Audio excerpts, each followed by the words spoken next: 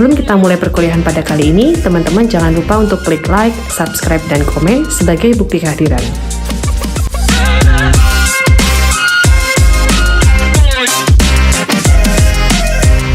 Selamat datang di mata kuliah Manajemen Pengambilan Keputusan. Setelah pada pertemuan sebelumnya kita mempelajari konflik dalam manajemen pengambilan keputusan, maka hari ini kita akan melangkah lebih dalam untuk memahami analisis SWOT dalam manajemen pengambilan keputusan. Silakan teman-teman menyimak dan mencatat poin-poin penting dalam pembahasan ini. Dalam proses manajemen pengambilan keputusan, setiap organisasi harus mampu memahami situasi bisnisnya secara menyeluruh sebelum menentukan langkah strategis. Keputusan yang diambil tanpa analisis yang tepat seringkali bersifat reaktif, bersandar pada intuisi semata, dan berisiko tinggi menimbulkan kesalahan. Oleh karena itu, diperlukan sebuah alat analisis yang mampu memberikan gambaran objektif mengenai kondisi internal organisasi serta dinamika eksternal yang memengaruhinya. Salah satu alat yang paling banyak digunakan dalam dunia bisnis, pemerintahan, dan UMKM adalah analisis SWOT. Definisi analisis SWOT. Analisis SWOT adalah salah satu alat paling umum dalam perencanaan strategis dan pengambilan keputusan. Dalam pertemuan ini, mahasiswa mempelajari bagaimana mengidentifikasi faktor internal-eksternal, mengolah data menjadi strategi, serta menghubungkan hasil SWOT dengan pilihan keputusan dalam manajemen. Teknik mengumpulkan data dalam analisis SWOT. Sebelum menyusun analisis SWOT, organisasi perlu mengumpulkan informasi yang akurat dan relevan. Data yang baik akan menghasilkan analisis yang tepat, sehingga keputusan yang diambil lebih efektif dan dapat dipertanggungjawabkan.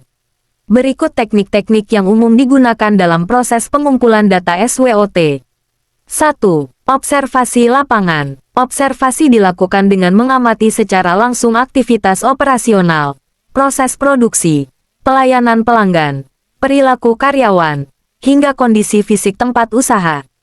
Teknik ini membantu mengidentifikasi kekuatan internal, misalnya kualitas produksi, efisiensi proses, dan kelemahan internal, misalnya antrian panjang, fasilitas kurang memadai. Pada UMKM, observasi sering menjadi sumber data paling awal karena mudah dilakukan dan memberikan gambaran nyata kondisi usaha. 2. Wawancara dengan stakeholder. Wawancara dilakukan kepada pihak-pihak terkait seperti pemilik, karyawan, pemasok, reseller, pelanggan setia, hingga mitra bisnis. Tujuannya untuk mendapatkan informasi mendalam mengenai tantangan operasional, kinerja produk, harapan pelanggan, masukan dari pihak internal dan eksternal. Teknik ini sangat bermanfaat untuk menggali faktor-faktor yang tidak terlihat melalui observasi saja. 3. Analisis data internal. Menganalisis data internal organisasi seperti laporan keuangan, kapasitas produksi, tingkat penjualan bulanan, kinerja karyawan, laporan persediaan, biaya operasional. Data ini membantu mengidentifikasi strengths dan weaknesses secara lebih objektif. Misalnya margin laba yang stabil dapat menjadi kekuatan, sementara efisiensi produksi yang rendah dapat menjadi kelemahan. 4. Survei pelanggan. Survei dilakukan untuk mengumpulkan informasi langsung dari pelanggan mengenai kepuasan terhadap produk, preferensi desain atau kebutuhan baru, alasan memilih produk tertentu, perbandingan dengan kompetitor, persepsi harga. Survei dapat dilakukan melalui Google Form, polling Instagram, kuesioner cetak, maupun wawancara cepat. Temuan dari survei pelanggan sering menjadi dasar penentuan peluang baru dan ancaman dari perilaku pasar. 5. Benchmarking kompetitor. Benchmarking adalah proses membandingkan bisnis dengan kompetitor, baik kompetitor langsung maupun tidak langsung. Aspek yang dianalisis dapat berupa harga produk, kualitas, strategi pemasaran, kecepatan layanan, diferensiasi produk, model bisnis. Dengan benchmarking, organisasi dapat mengidentifikasi peluang untuk menjadi lebih unggul dan mengenali ancaman baru dari kompetitor yang berkembang cepat. 6. Analisis lingkungan eksternal (PESTEL).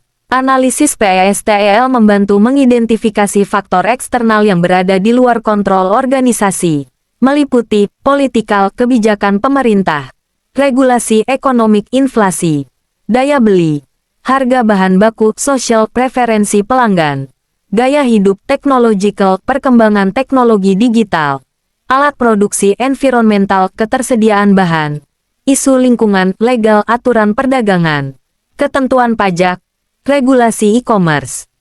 Analisis ini sangat membantu dalam menentukan opportunities dan threats secara lebih komprehensif.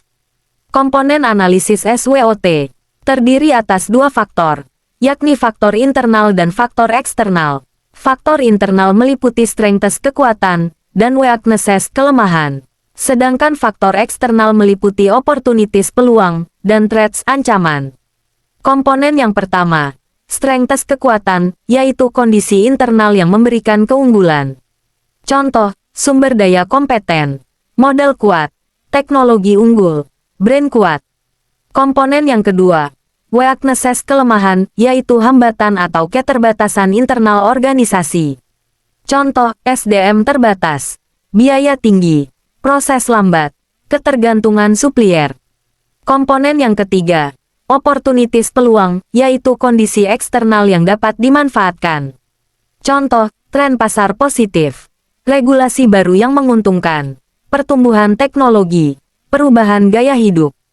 Komponen yang keempat, threats ancaman, yaitu risiko eksternal yang dapat menghambat pencapaian tujuan. Contoh, persaingan meningkat, krisis ekonomi, perubahan teknologi disruptif, risiko hukum.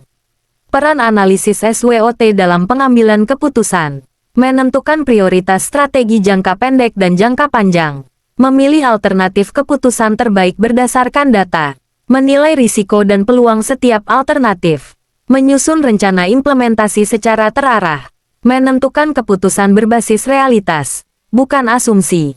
Kuncinya, keputusan terbaik adalah strategi yang paling memaksimalkan S dan O, sekaligus meminimalkan W dan T.